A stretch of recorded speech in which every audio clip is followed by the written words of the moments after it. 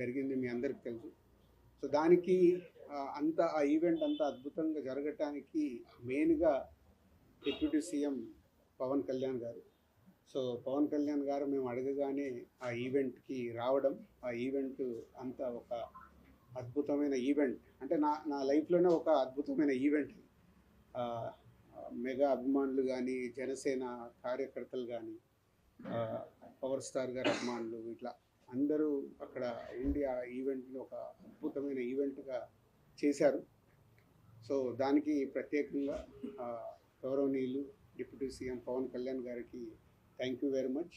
అలాగే AP government సంక్రాంతికి వస్తున్న సినిమాలకి బెనిఫిట్ షో కానీ అండ్ టికెట్ పండగకి సంబంధించి టికెట్ రేట్స్ ఇవ్వడం కానీ, అది కూడా పవన్ కళ్యాణ్ గారు చొరవ తీసుకొని మాకు దుర్గేష్ గారు, మంత్రివర్యులు దుర్గేష్ గారితో మాట్లాడి టికెట్ రేట్లు 3 సినిమాలకి, సంక్రాంతికి వస్తున్న సినిమాలకు ఇచ్చారు. దానికి కూడా కళ్యాణ్ గారికి, అలాగే మంత్రివర్యులు దుర్గేష్ గారికి and AP CM Chandrababu Naidu గారికి అందరికీ thank you very much.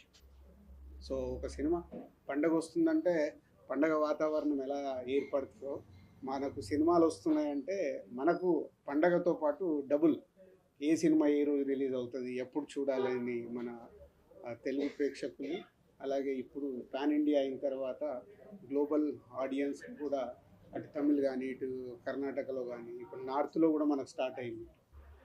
So game changer ప్రత్యేకమైన సినిమా.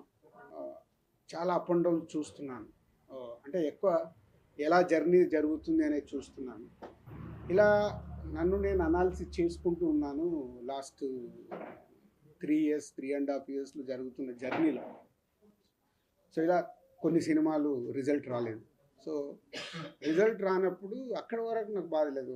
ఫ్యామిలీ స్టార్ రిలీజ్ అయ్యాక, రిలీజ్ రోజు నా గ్రాండ్ సన్ ఫోన్ చేశాడు. వాడికి మరి ఎలా చెప్పారో ఏంటో తెలియదు, తాత చాలా అప్సెట్లో ఉన్నావంట, నువ్వు అప్సెట్ అవ్వకు, ఎందుకంటే నీ చేతిలో గేమ్ చేంజర్ ఉంది, నువ్వు గేమ్ చేంజర్ కొడతావని. It's emotional moment for me. ఏంటి వీడు కూడా ఫోన్ చేసి, ఏజ్ ఇస్ 7 years బాయ్, నా గురించి ఇంత కన్సర్న్గా ఉన్నాడు అన్న తర్వాత నాలో మళ్ళీ ఒక చేంజ్ తీసుకున్నాను. నోను, ఒక 7 years బాయ్ కూడా అడుగుతున్నాడు ఇలా అంటే ఏంటి, ఎక్కడ ఇన్స్పైర్ అవ్వాలి. సో సినిమాలు మళ్ళీ పాత రోజుల్లాగా నేను ఎక్కడ మిస్ అవుతున్నాను, ఎలా పట్టుకోవాలి అని ఒక టార్గెట్ స్టార్ట్ అయింది. నాట్ ఓన్లీ ఆరాంష్, వాడి పేరు, మై గ్రాండ్ సన్ పేరు ఆరాంష్ అని కాదు, చాలామంది ఏమైంది సార్ మీడియా మిత్రుల్లో ఉన్నా, మీ సినిమాలు రావట్లేదు, మీకు రిజల్ట్ వస్తలేవు, దిల్రాజు జడ్జిమెంట్ అయిపోయిందా, ఇలా రకరకాలుగా శ్రేయభిలాషులు మాట్లాడడం కావచ్చు, ఇండైరెక్ట్గా మాట్లాడడం కావచ్చు, చెవున పడుతూ ఉంటాయి. ఆ టైంలో నాకు ఒక ఫియర్ స్టార్ట్ అయింది, అరే నిజంగా నా జడ్జిమెంట్ పోయిందా, నిజంగా ఇంకా నేను రైట్ సినిమాలు ఇవ్వలేనా, లేదు కాంబినేషన్కి వెళ్ళిపోవాలి. ఇలాంటి టైంలో ఒకరోజు అనిల్ రావిపూడి కూడా ఇట్లా నా క్లోజ్ ఉండే డైరెక్టర్స్తో కాన్వర్సేషన్ స్టార్ట్ అయింది. సార్ ముందు ఉన్నదానికి ఇప్పటికీ నాలో ఏదో తేడా కనిపిస్తుంది, మీ అబ్జర్వేషన్ ఏంటి, నా క్లోజ్ ఉన్న వాళ్ళకి. లేదు లేదు సార్ మీరు సేమ్ చేస్తాను, లేదు లేదు సేమ్ చేస్తే నా ఈ రిజల్ట్లు ఇంకా చేంజ్ కాకూడదు, ఎక్కడో ఏదో. మా శిరీష్ గారు ఇక చెప్తూనే ఉంటారు, లేదు లేదు నువ్వు ఓవర్లోడ్ అవుతున్నావు, ఓవర్లోడ్ వల్ల you are not concentrating. So ఎప్పుడు ఇక్కడ సినిమా ఫీల్డ్లో సక్సెస్ ఉంటేనే వాల్యూ ఉంటుంది, అది ఎవరికైనా. మనం గతం కూడా చూస్తూనే ఉన్నాం, సక్సెస్ లేకుంటే వాల్యూ ఉండదని కాదు, సక్సెస్లో ఉన్నప్పుడు ఉండే వాల్యూ సక్సెస్లో లేనప్పుడు మనం మెల్లిగా డ్రాప్ అవుతున్న కొద్దీ మన పైన ఆయన ఫ్రీగా ఉన్నాడు రా పిలుద్దామని పిలుస్తారు తప్పితే ఎమోషన్తో పిలవరు ఎక్కడికైనా పిలవాలంటే. సో అక్కడ నాకు ట్రిగ్గర్ అయింది, లేదు ఇప్పుడు చేతిలో ఏం సినిమాలు ఉన్నాయి, ఈ సినిమాలకి రిజల్ట్ ఎలా తెచ్చుకోవాలి. అలాంటి టైంలోనే శంకర్ గారి ఇండియన్ 2 రిలీజ్ అవ్వడం, ఇండియన్ 2 రిలీజ్ అయ్యి రిజల్ట్ మనందరికి తెలిసిందే. సో అక్కడి నుంచి శంకర్ గారి మీద కూడా, ఇంకా శంకర్ గారి దగ్గర నుంచి వస్తున్న గేమ్ చేంజర్ ఎలా ఉంటుంది, ఎక్కడ కూడా సినిమా పైన ఒక ఇంట్రెస్ట్, ఒక హీరో గారు తప్పితే ఇంట్రెస్ట్ క్రియేట్ చేయలేకపోతున్నాము. బయట కూడా శంకర్ గారు ఏం చేస్తారండి, ఇప్పుడు ఇక రాజుగారు కూడా జడ్జిమెంట్ ఎలా ఉంది చూస్తున్నాం కదా, ఈ సినిమా ఎలా ఉంటుంది, ఏం వర్క్ అవుతుంది, రకరకాలు వింటూ ఉన్నాను.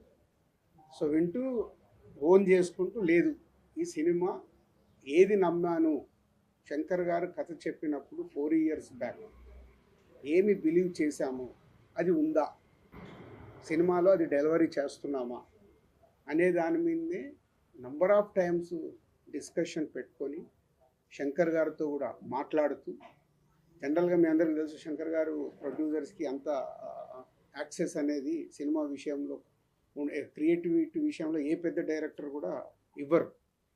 సో బట్ నేను అప్రోచ్ అవుతూ ఎప్పటికప్పుడు సార్ మీరు చెప్పిన కథ ఇది మళ్ళీ మళ్ళీ మీరు చెక్ చేసుకుంటూ ఉండండి, ఈ సినిమా రిజల్ట్ మీకు నాకు చాలా ముఖ్యం.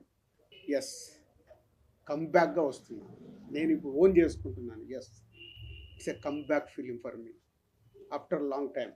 తెలుగు స్టేట్స్లో ఏ రకంగా తీసుకున్నా లాట్ ఆఫ్ విజిల్స్ కొట్టే మూమెంట్స్ ఉంటాయి. చిరంజీవి గారు ఒక మాట అన్నారు, కమర్షియల్ సినిమాలు అందరం చేస్తాం రాజు, శంకర్ గారు ఒకప్పుడు జెంటిల్మెన్ చేసిన, భారతీయుడు చేసిన, ఒకే ఒకటి చేసిన, కమర్షియల్తో పాటు మీరు ఆయన సినిమాలో ఒక మెసేజ్ వచ్చేది.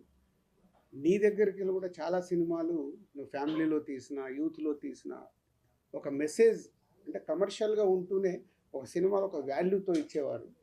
సో నీకు చాలా రెస్పెక్ట్ ఫిలిం ఇది, కమర్షియల్తో పాటు చాలా రెస్పెక్ట్గా ఫీల్ అయ్యే సినిమా ఇది. అంటే శంకర్ గారు చెప్పిన దానికి, కథ విన్నప్పుడు నేను ఫీల్ అయిన దానికి, చిరంజీవి గారు ఇచ్చిన స్టేట్మెంట్కి రెండు నాకు బాగా సింక్ అయ్యాయి. సో అలాంటి సినిమా ఇది, game changer. Hero villain main అంటే ఎస్జే సూర్య గారు, రామ్ చరణ్ గారు సీన్లు వస్తుంటే థియేటర్లో విజిల్స్ మూమెంట్స్, అవన్నీ క్లాప్స్ కొట్టే మూమెంట్స్, ఇలాంటి ఎన్నో సినిమాలో కుదిరాయి. సో గేమ్ చేంజర్ మా 3.5-4 సంవత్సరాల ఎమోషన్స్కి ఇంకో 4 రోజుల్లో కంప్లీట్ అవ్వబోతుంది. సో ప్రేక్షకుల దగ్గరికి వెళ్ళి ఈ సినిమాకు బిగ్ అప్రిషియేషన్తో పాటు వావ్ అనిపించే ఫ్యాక్టర్స్ ఉన్నాయి. రేపు సాంగ్స్ కూడా శంకర్ గారి పాటలు మన అందరికీ తెలిసిందే, థియేటర్లో చూసినప్పుడు ఆయన విజువలైజేషన్ కానీ, ఆ గ్రాండియర్ కానీ, 75 crores పాటల మీద స్పెండ్ చేశాం గేమ్ చేంజర్కి. సో రేపు అవి అద్భుతంగా స్క్రీన్ మీద కనిపించబోతున్నాయి. సో ఇది 10th రోజు ఐఎమ్ ఎక్స్పెక్టింగ్, నా ఎగ్జైట్మెంట్, మై కమ్బ్యాక్ ఫిలిం లాగా నేను దీన్ని చూస్తున్నాను. సో దీంతో పాటు సంక్రాంతికి వస్తున్నాం, మీ అందరూ అయితే సంక్రాంతికి వస్తున్నాం, మీరు ఆల్రెడీ ప్రేక్షకులు కానీ, ఇండస్ట్రీ కానీ, ఈవెన్ మీడియా మిత్రులు కానీ అది సూపర్ హిట్ అండి, సూపర్ హిట్ అంటున్నారు. సో ఎస్, అది మీరు ఎలా అయితే అనుకుంటున్నారో అది 100% super hit film. Like F2 ఎలా అయితే ప్రేక్షకులు ఎంజాయ్ చేశారో అలా ఈ సినిమాని సంక్రాంతికి వస్తున్నాం కూడా ఇస్ అ బిగ్ హిట్ కాబోతుంది. సో 2 సినిమాలతో కంబ్యాక్లో వస్తున్నాను ఎనర్జీతో ఉన్నాను. ఇంకా వారం రోజుల్లో నేను అనుకున్నట్టు ఆ రిజల్ట్స్ వస్తాయి. మళ్ళీ సంక్రాంతికి దిల్ రాజు కంబ్యాక్ అని మీడియా మిత్రులు స్టేట్మెంట్లు రాస్తారు, అంత కాన్ఫిడెంట్గా ఉన్నాను. సో ఈ కంబ్యాక్తో పాటు, ఈ సక్సెస్లతో పాటు నెక్స్ట్ చేయబోయేది చాలా జాగ్రత్తగా ఒరిజినల్ దిల్ రాజు ఎలా సినిమాల గురించి కష్టపడేవాడో, తక్కువ సినిమాలు చేసినా నా ఫోకస్ అలా పెట్టి సినిమాలు తీయాలనే సంకల్పంతో ఉన్నాను. నాలో ఎనర్జీ తెచ్చుకోవటానికి ఒక వ్యక్తి కారణం, ఆయననే ఇన్స్పిరేషన్గా తీసుకున్నా, ఈజ్ ఓన్లీ పవన్ కళ్యాణ్ గారు. ఎందుకంటే పవన్ కళ్యాణ్ గారిని నేను తొలి ప్రేమ దగ్గర నుంచి ఒక 25 years జర్నీ, ఆ జర్నీలో మనకు తెలుసు ఒక 12 years బ్యాక్ కళ్యాణ్ గారు పీక్లో గబ్బర్ సింగ్, అత్తారింటికి గారది అలాంటి సూపర్ హిట్ల టైంలో పాలిటిక్స్లోకి వెళ్తున్నారు. అది ఏంటి ఇంత ఇమేజ్ పెట్టుకొని ఈ టైంలో పాలిటిక్స్లోకి వెళ్తున్నారు, అవసరమా అని చాలామంది, ఆయనను అభిమానించే చాలామంది, ఆయన మంచి కోరుకునే చాలామంది, అందులో నేను ఒక్కని, ఎందుకు ఈ టైంలో. బట్ ఆయన 10 ఏళ్ల జర్నీ చూశాను. వెళ్ళారు, ట్రై చేశారు, వర్కౌట్ కాలే, అలాగని వదిలిపెట్టలా. ఆయన విజయం కూటమిలో 21 సీట్స్ గెలిచినప్పుడు ఆయన విజయం కనిపించింది. ఈజ్ ద గేమ్ చేంజర్ లాగా కనిపించాడు. కళ్యాణ్ గారిని చూసి ఇన్స్పైర్ అయ్యి లాస్ట్ 7-8 months నుంచి అంత హార్డ్ వర్క్ చేసుకుంటూ, కొత్త బాధ్యతలు వచ్చినా కొత్త బాధ్యతలు చూసుకుంటూ, సో ఓన్లీ సంక్రాంతి రిజల్ట్ తర్వాత ఇంకా ఆ ఎనర్జీతో మేము